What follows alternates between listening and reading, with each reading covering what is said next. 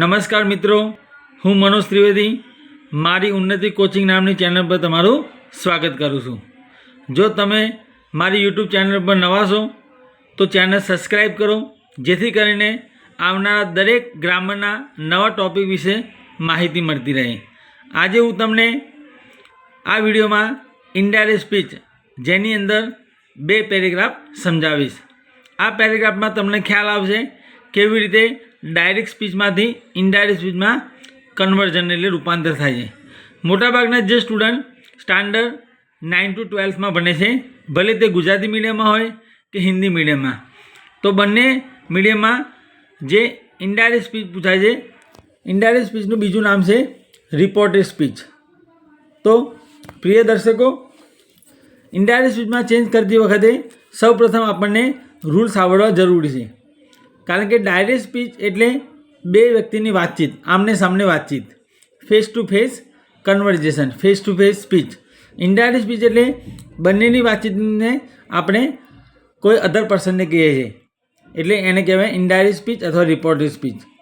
તો in short, direct સ્પીચમાંથી indirect સ્પીચમાં ચેન્જ કરતી વખતે કર્તામાં ફેરફાર કરવો, સર્વનામમાં ફેરફાર કરવો, અન્ય શબ્દો એટલે જેમ કે યસ્ટરડે હોય તો પ્રીવિયસ ડે કરવું, અથવા યસ્ટરડેની જગ્યાએ તમે પ્રીવિયસ ડે અથવા ડે બિફોર પણ મૂકી શકો છો।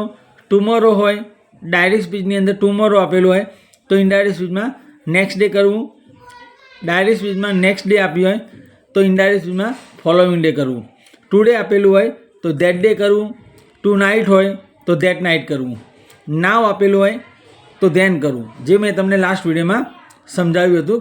એ વિડીયોમાં નાવ આપેલું હતું તો નાવનું ધેન એટલે THEN કરવું।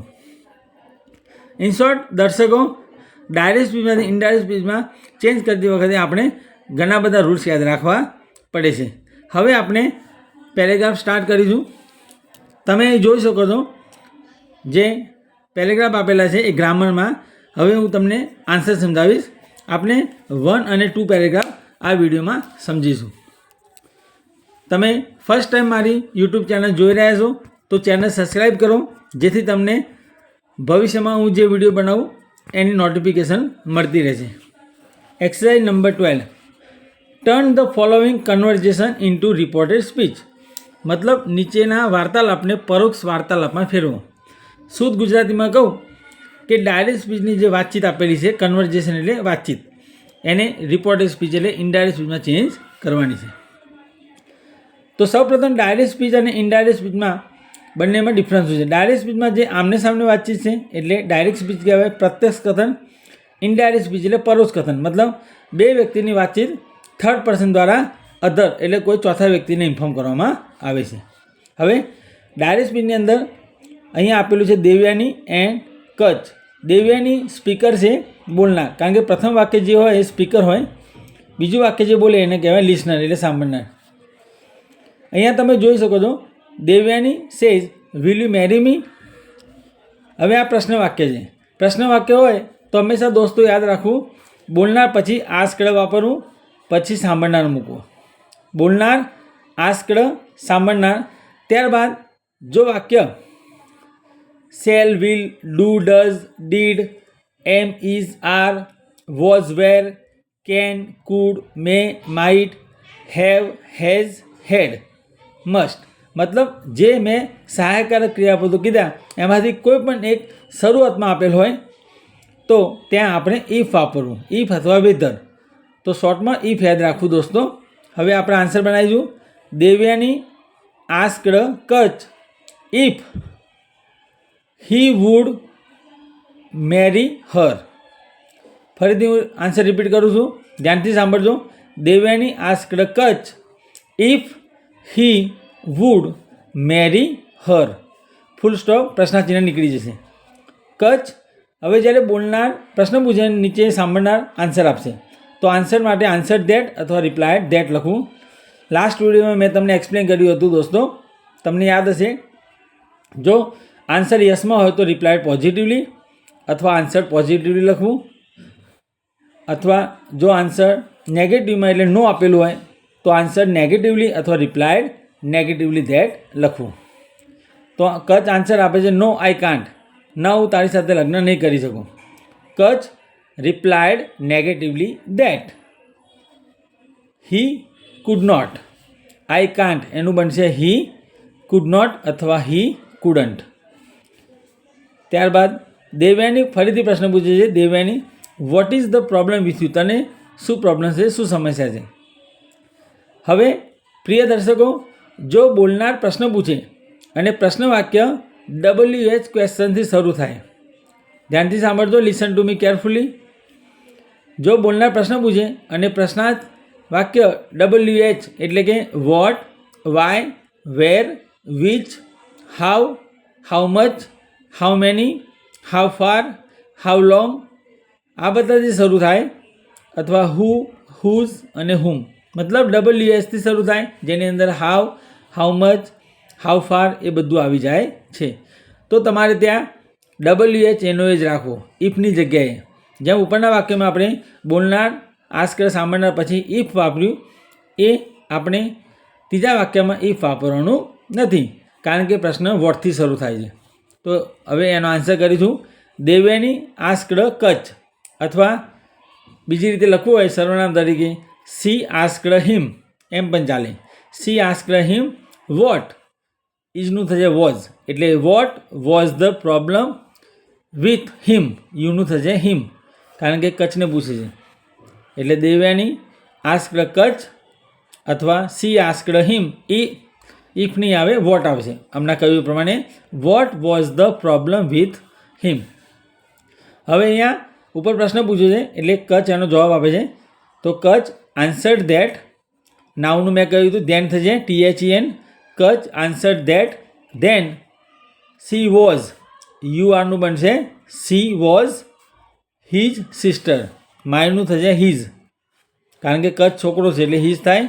Kutch answered that then she was, UR કોણ છે? દેવયાની, એટલે she was his sister as they had the same father. તો પ્રિય દર્શકો, આ રીતે એનો આન્સર બનશે. હવે આપણે બીજો પેરેગ્રાફ જોઈશું. ધ ટીચર સેજ, look here students, I am going to teach you a new lesson. તો અહીંયા લુક હિયર આપ્યું છે એટલે એડવાઇસ વાપરવું પડશે. The teacher advised the students to look there, હિયરનું થશે there. And said that, simple વાક્ય છે એટલે સેડ ધેટ અથવા ટોલ્ડ ધેટ. સેડ અથવા told that she was, teacher માટે આપણે સી વાપરીશું, અથવા હી પણ વાપરે, પણ આપણે સી યુઝ કરીશું. She was going to teach them a new lesson. યુનું આપણે ધેમ કર્યું, સ્ટુડન્ટ છે એટલે. હવે સ્ટુડન્ટ કહે છે ઓ, ઉદ્ગાર વાક્ય છે એટલે એસ્ક્લેમ્ડ વિથ જોય મૂકવું. ધ સ્ટુડન્ટ્સ એસ્ક્લેમ્ડ વિથ સરપ્રાઇઝ અથવા with Joy. And it is very nice. અહીંયા હાઉ નાઇસ છે તો આપણે આન્સર શોર્ટમાં બનાવીશું it was very nice. How nice એનું બનશે it was very nice. And asked, પ્રશ્ન પૂછ્યો એટલે and asked what was it about. What was it about, પ્રશ્ન ચિહ્ન નીકળી જશે.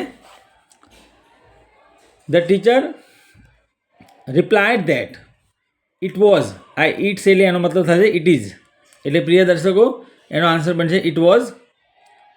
The teacher replied that it was about Helen Keller and she asked them. ટીચરે પ્રશ્ન પૂછ્યો એટલે and she asked them if they had seen black. હવે student reply answer આપે છે યસમાં. ધ સ્ટુડન્ટ્સ રિપ્લાયડ અથવા answered positively. The students replied positively with respect, સરની જગ્યાએ આવશે with respect. They had liked it very much, વીનું થશે દે, લાઇકડ એનું બનશે હેડ લાઇકડ. સાદો ભૂતકાળ હોય એટલે પૂર્ણ ભૂતકાળ કરો દોસ્તો. The students replied positively with respect that they had liked it very much. હવે ટીચર કહે છે I hope you will learn the lesson with great interest. The teacher told them that he hoped અથવા she hoped. હોપનું second form hoped. સાદો ભૂતકાળ બનશે she hoped them. Okay, અહીંયા you એટલે સ્ટુડન્ટ એટલે ધેમ બનશે she hoped them would learn the lesson with great interest. પ્રિય દર્શકો, જો તમને આ વિડીયો પસંદ આવ્યો હોય તો શેર કરવાનું ભૂલશો નહીં અને મારી ચેનલ સબસ્ક્રાઈબ કરો, જેથી કરીને તમને ફ્યુચરમાં જે વિડીયો બનશે એની ઇન્ફોર્મેશન મળતી રહેશે. And remember the translation, remember my explanation. મારી સમજાવટ યાદ રાખો અને ડે બાય ડે વિડીયો જોતા રહો, જેનાથી તમારું નોલેજ વધ્યા કરશે.